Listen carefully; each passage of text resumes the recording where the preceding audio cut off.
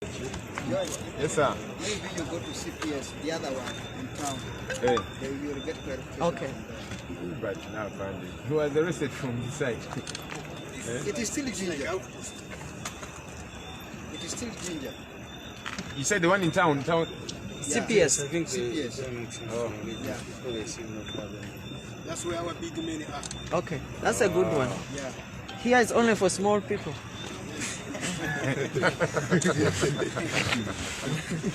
Oh my goodness. Yes, sir. No, we have no problem. And you shouldn't worry about me finding. All I have are crutches, not a gun. So. Me? I've come all the way from Kampala to Jinja. We are strong now, village. We are strong.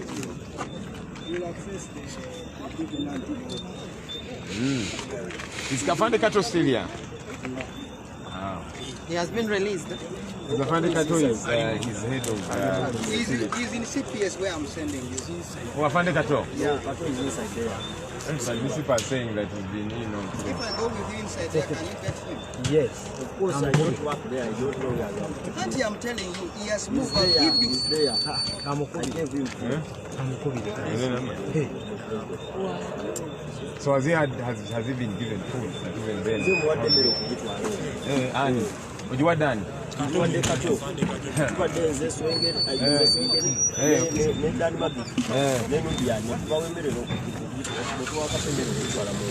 Okay. So you had in as good shape as you had gotten that food? Yeah, of course.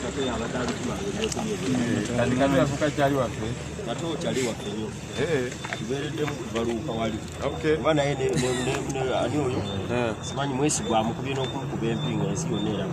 Ngamulangachi. Anti kuba kati katoge mulimu kuba twasoko bagana nga tulaba tubakuma go bawa okubeera n'afuuka muntu wa bulijjo naye ng'ate alina amayinja nga nabo ge balina. Wow. This is a good country. Ano kaseera sikangu. Joel, are they allowing you in? No. So we've gotten here. Of course, we've traveled a long distance. Police says they can't allow us access. They are telling us to go to their bosses. They're not giving specifics of who the bosses are. They have confirmed to us that they are detaining Honorable Kyagulanyi here for the night. So there's not so much communication coming through these people. And Let us wait the way. This is the gate.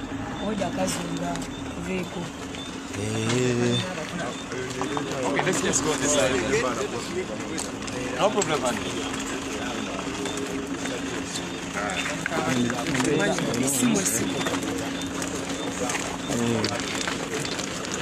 Let's view a fair national interest for you. So maybe you can get here. Yeah. Okay, so yes, like I was saying, we have come all the way from Kampala to establish the latest about our presidential candidate, Honorable Kyagulanyi Ssentamu. He was detained brutally, as you all did see, and brought here to Nalufenya. The scenes that we saw today were very disturbing. A number of our people were badly beaten. We have gotten news that about 5 people have died. We are trying to authenticate that, but we understand police has only confirmed 3 so far, but pictures are showing a lot more. Many people have been brutalized. Of course, our team leader, we don't know the situation in which he is currently. As you have seen, they've denied us access. We have asked them if he's under detention or what, but they have confirmed that he's under detention for tonight. So they told us to go and look for their bosses and engage with them. We don't know who those are. They've not given us any specifics. It's a very disturbing time because this gentleman is a presidential candidate. He has a program which he has been following. And today he was meant to be in Luka. And interestingly, by the way, police is the one which guided him and led him all the way to the venue, the campaign venue, where he was meant to be, in Luka. Only to get there, it looked like it was a trap, that they led him there, only for hell to break loose. When they got there, it's as if, I don't know, it's as if this guy's got demon possessed all of a sudden. They changed, they became violent, as you did see, broke into cars, beat up people, and they violently did arrest him. We we are bothered by this and a lot more. We have always, and we continue to call on the Electoral Commission to say, guys, you're the superintendents of this electoral process. Honorable Kyagulanyi is supposed to be under your watch, but clearly you don't seem to be in charge. Who is in charge of the electoral process? Has police now become the Electoral Commission? Because a program was drawn, which was confirmed by the Electoral Commission, of course, together with the police. But you see, every now and again, police keeps disrupting our activities. In Kitgum, we did see an RDC who told our presidential candidate and the team he was with that you are not welcome to my district, Kitgum. That's what he said. He called it his district. And he said, wait a minute. So who is an RDC all of a sudden that he can tell a presidential candidate who has a program to be in Kitgum that you cannot come to my district? So we have, I don't know, does it now require some kind of visa to access districts, which is meant to access right on schedule, the program that is meant to follow? But we have RDCs who have an exaggerated sense of self-importance. Because the fellow is an RDC, they have these old pickup trucks that they use and a guard and then a salary of 1.5 million. All of a sudden they feel they're very important. So I cannot allow you Kyagulanyi in my district. But how? Why is the Electoral Commission looking on as these things are happening? Yesterday was meant to be in Tororo. And a one Tanga Odoi, who recently was a teacher, now he's the chairman of the Electoral Commission of the NRM. I would think that Tanga Odoi is maybe competent in matters to do with NRM elections. And again, his party members don't seem to say so because, they have been bashing him left, right, and center. But who is Tanga Odoi now? To command police, because he commanded police in Tororo to make sure Honorable Kyagulanyi does not enter Tororo district, a district that was meant to be campaigning in yesterday. He was on schedule for that. Everything had been okayed by the Electoral Commission, who are the superintendents. But Tanga Odoi stands there and says, I'm not going to allow Kyagulanyi into Tororo. Who is Tanga Odoi? Electoral Commission, you do tell us. All right? Is Tanga Odoi one of the commissioners? Even if he was to be, anyway, part of the commission of the National Electoral Commission, is this how programs then are supposed to keep changing? That somebody just wakes up and decides that for me, I will call the shots here because I am Tanga Odoi. And police meanwhile looks on. Tanga Odoi mobilized some border cyclists and so on who caused mayhem. They were gathered there, but police kept guarding them. We saw what happened in Bale, where one of our supporters was shot dead. We saw what happened in Mayuge.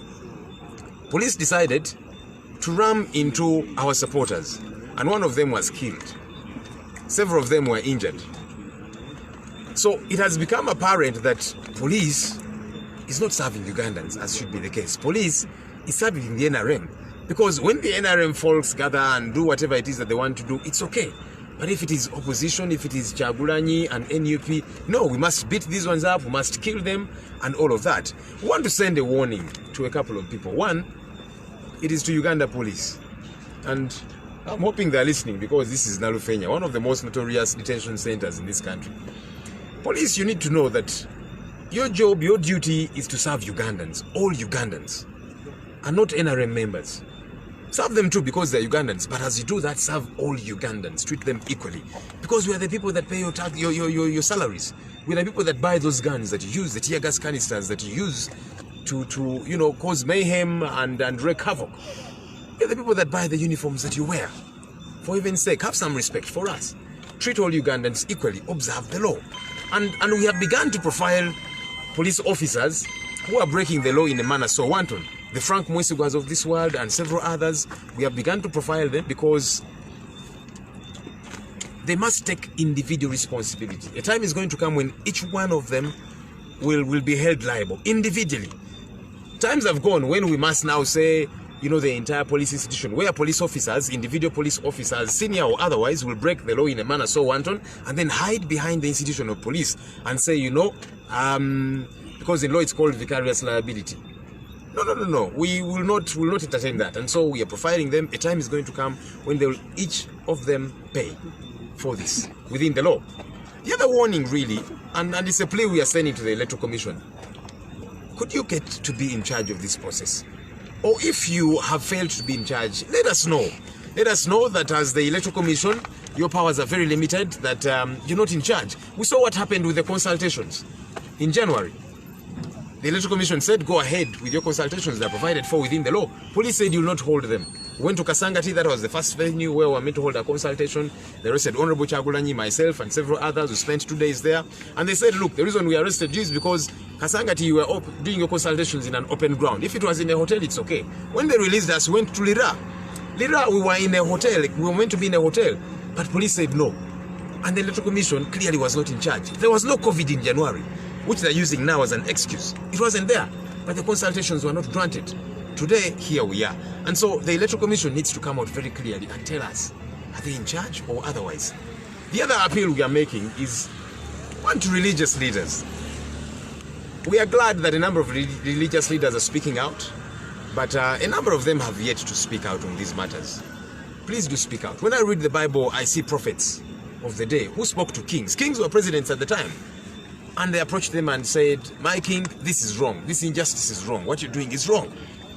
We'd like to hear more religious leaders do that today. And we're not telling you to come out and support NUP or Honorable Chagulanyi. No.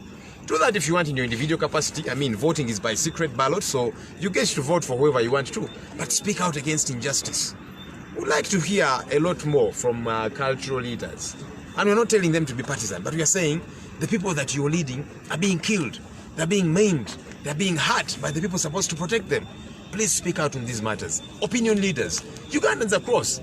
This now goes beyond partisan boundaries. It goes beyond the NUP. It's a Ugandan matter because people who are being killed are Ugandans. We all must be able to speak out. Finally, let me say this. This has nothing to do with COVID, like I've told you. COVID is being used as an excuse, and you know they keep saying, but you see, you guys are gathering crowds and so on. People wait for Honorable Chagulanyi in every trading center. He has never called out on people. Never. As spokesperson, I have never, at least on behalf of the party, to say our members, our supporters, now our flag bearer is going to be coming to Luka. Please come out and receive him. No, we never do that. We only plan for the 200 people now that are set to be, planned for. But people, because they're hungry for change, they're desirous for change, and they see Honorable Chagulanyi and NUP as the embodiment of this change, they come out in droves. We don't call them, but they come out and they wave, and they don't commit a crime as far as we are concerned when they do that. He waves at them and then proceeds. So why does it become a crime? Why is COVID-19 being used as an excuse, for heaven's sake? If government of Uganda, if Mr. Tibuhaburwa, who is in charge of government, was so concerned about COVID-19, he would not have let the NRM primaries happen the way they did. Because at the time, COVID-19 was a lot more rife than it is now. Things were a lot more tricky. If Mr. Tibuhaburwa was so concerned about COVID-19, he would not let ministers and other NRM leaders go around campaigning masses. They had said at the time, churches and mosques, you cannot gather to pray because of COVID-19. But in the meantime, ministers, Ephraim Kamuntu and several other NRM leaders, Mike Mukula, were using churches to hold gatherings, to hold rallies. So it's nothing to do with COVID-19, for heaven's sake. There's a fellow, and let me say this, there's a fellow called Bebe Cool, who, there are people who are always trying to play catch-up. There are people who, always want to show that they're a little bit relevant. So wherever Honorable Chagulanyi has been, he also goes, and his role, I'm told nowadays, is distributing NRM t-shirts and some money. And so people gather around his car, he gives them money and all of that, and police protects them.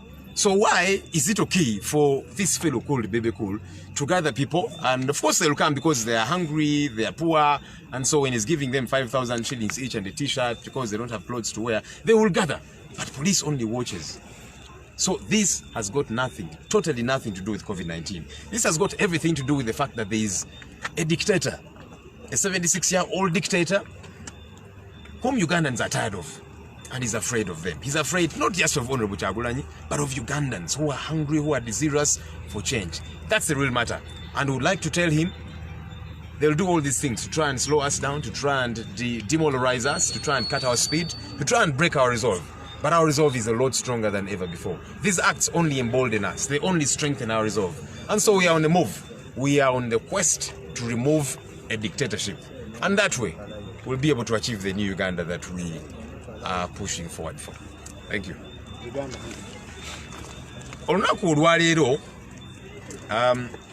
ebibaddewo byennyamiza byennyamiza kubanga tulina presidential candidate ayitibwa Honorable Kyagulanyi Ssentamu ffe ng'aba NUP.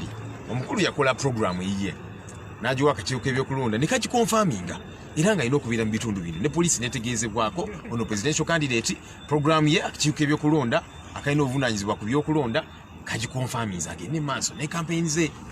Olunaku olwaleero abadde alina kubeera mu Luka era poliisi nemuvuga ng'emugayiringa nemutwala ku venue. Abadde alina okubeera n'olukuŋŋaana campaign meeting naye ate olumaze otuukawo poliisi babadde nga abayiddwamu enjuki ne bakyankalana ne batandika okuba bamenya amamotoka bakubye abantu baffe abasinga bafunye ebisago batandise okulumba bannamawulire. Tulabe bannamawulire abafunye ebisago babalanga ki baagala mmwe bannamawulire mulekeraawo okulaga ensi obumenyi bw'amateeka bwa poliisi kyovuddwa olaba nammwe batandise obbakuba.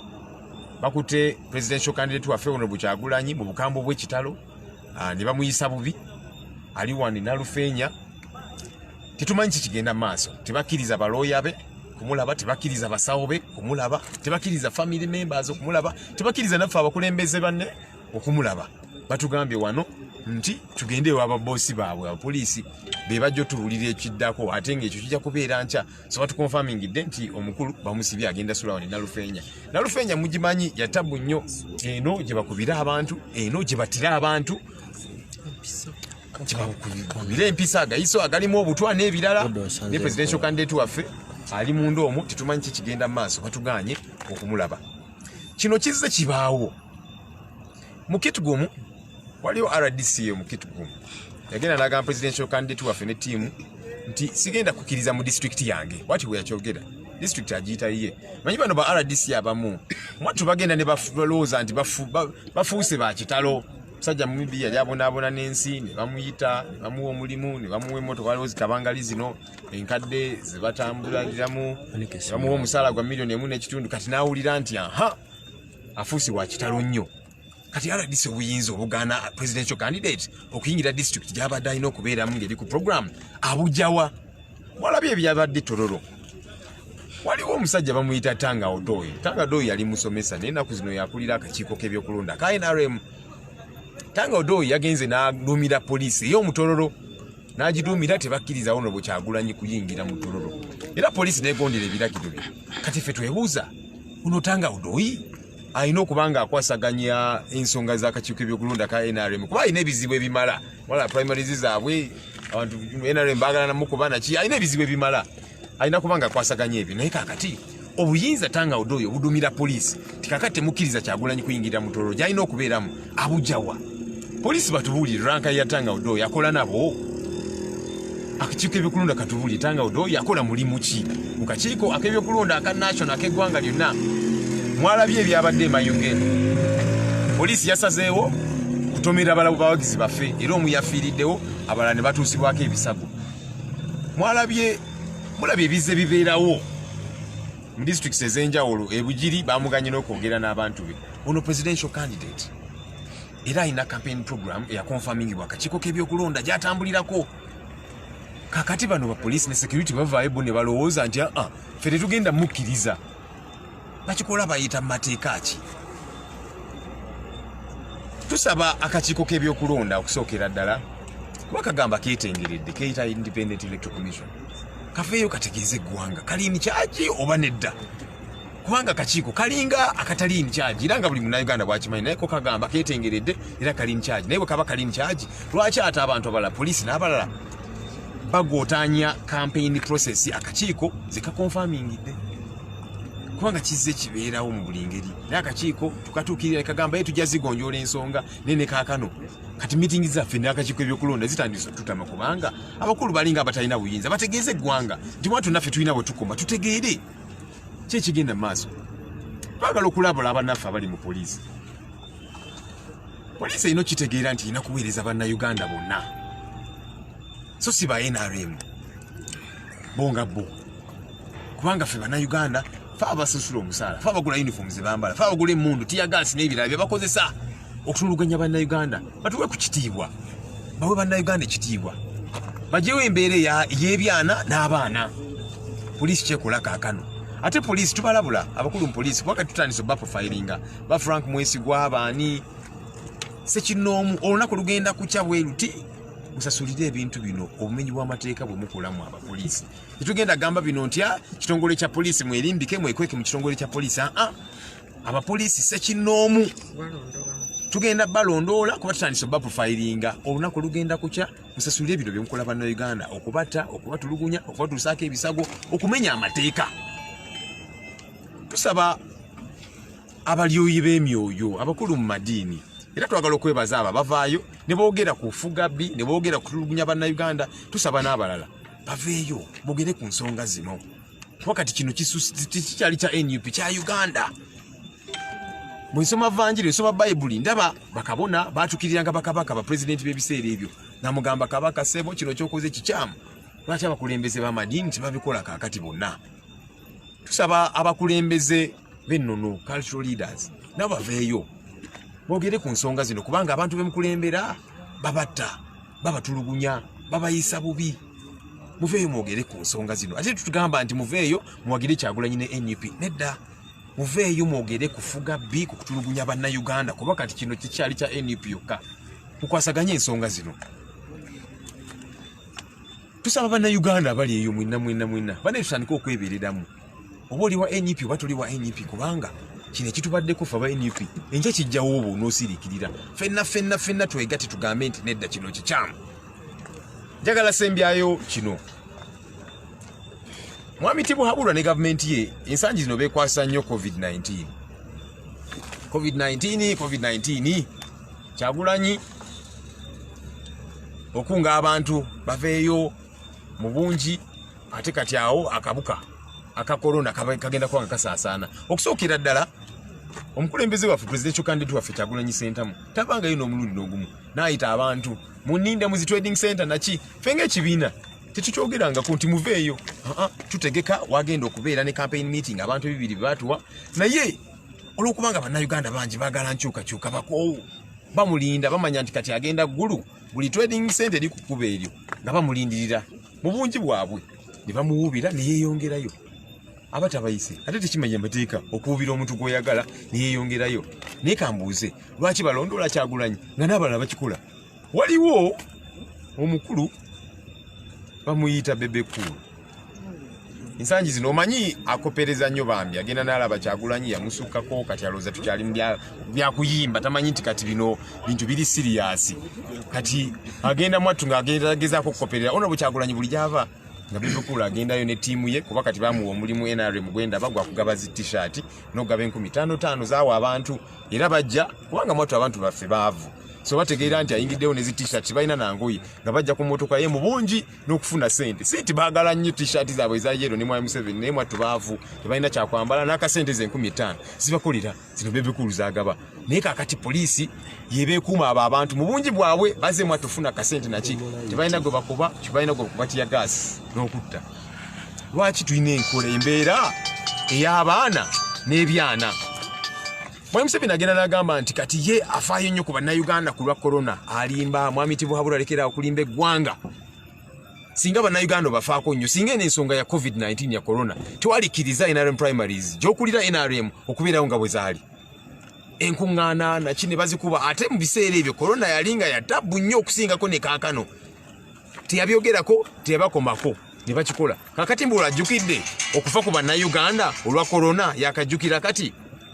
Mwami Tibuhaburwa ajja kujjukira nti abakulembeze be baminisita ne baani kosi baggalawo zikyaki n'emizikiti teri kusaba teri kusaala olwa corona. Naye ate kati zikyaki baminisita be Professor Ephraim Kamuntu abakulu mu NRM Mike Mukula n'abalala nga bo ate enkuŋŋaana zaabwe bazikuba mu makyaki teyabakomako n'omulundi n'ogumu. Bwe twali tugenda tutandika consultations zaffe mu January twatandikira wali Kasangati era ne batusiba Kyagulanyi nange n'abalala ennaku bbiri zitwamalayo nga batulanga ki mbu olukuŋŋaana tubadde tulukubye mu open space naye singa ebadde woteeri kyali baddoke. Olwatutabwe tuti ne tuva mu komera ne tulumbalira liitwa twali tunda kubeera mu woteeri neera ne batulemesa. Consultation time mu January waliwo corona lwaki batulemesa? So Mwami Tibuhaburwa kikozesanga lwekwaso. Amazima amatuufu go gali nti bannayuganda bakooye gavumenti ya Mwami Tibuhaburwa abaddewo emyaka mingi nnyo abayisiza bubi abaliisiza akakanja bamukooye. Era kyovuddoola batayagala Kyagulanyi Ssentamu kati gwe balaga obuganzi gwe balaga obwagazi okubabeeramu kubanga abagula amaaso ababuusa abagumya abagamba naye tunywere tukole ekisoboka ono nakyemalire tumuggyemu ntebe ate mu mirembe ekyo mwami Tibuhabura kyatya kubanga singa si mutiitiizi fenga bwe tulowooza nga bwe tukiraba nti mutiitiizi nnyo singa si mutiitiizi yali badde aleka Kyagulanyi n'etaayaya naye kyajja kikkiriza era ne korona nga tannatandika yali takikkiriza kati korona amuteekawo lwakyekwaso kubuzaabuza bannayuganda naye fenga NUP fenga bannayuganda abegwanyiza enkyukakyuka tuli banywevu bano bye bakola bagezaako kutumenya mitima bagezaako tusala speed naye ate bye bakola bitwongera buvumu bitwongera maanyi tugenda sigala nga tusonga mbere nga tulumba kubanga kitwagala tukimanyi mwebale nnyo mwebale ddala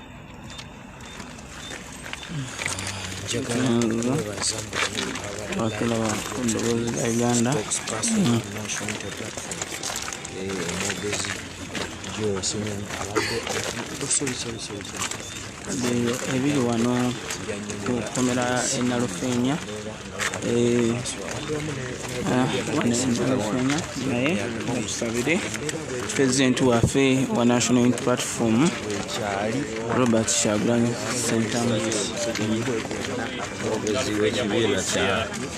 So we're going to see more details as they unfold in the story, but I can't forget that as of abatulaba ku ddoboozi lya Uganda tujja kuba tweyongera okutuusaako embeera endala yonna ejja kuba etuukawo wendi era nkyagenda maaso n'okutuusaako nza Jamiru Isco Jami wa Baby Camera era wano tukyaliwo Nalufenya paka president waffe kulaba nga ateebwa ya Free Uganda Mr. Museveni Mr. Takawura Museveni wendi abali ku ddoboozi lya Uganda ensonga eziruma bannayuganda zonna ddoboozi lya Uganda tugenda maaso n'okutuusaako mweraba nkyali wano Nalufenya Jami wa Bobby ku kamera amanya Isco Jamiru.